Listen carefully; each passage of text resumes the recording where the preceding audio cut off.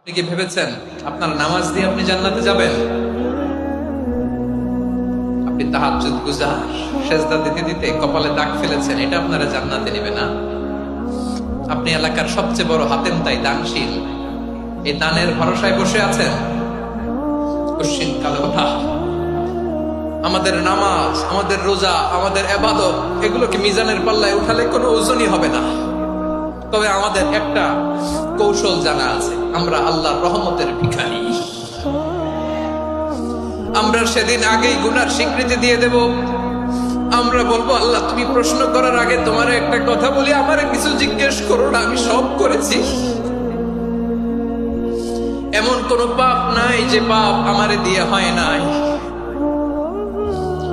তোমার রহমত দিয়ে তুমি জান্নাতে পাঠাবা, তোমার দয়ায় জান্নাতে যেতে চাই, আমল দিয়ে না। পারবেন বলতে?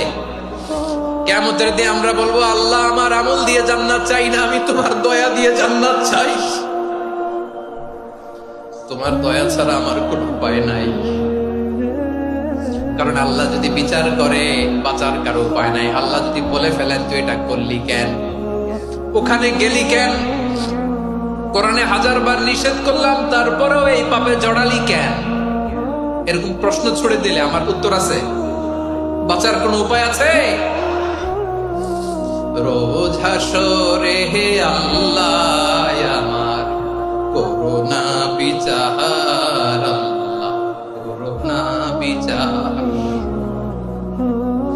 বিচার চাহি না তব দয়া চাই, এ গুনাহগার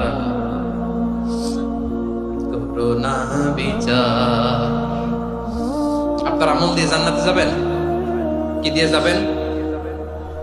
আল্লাহর দয়া দিয়ে। আল্লাহর রহম আর দয়া ছাড়া কেউ জান্নাতের চেহারাও দেখতে পাবে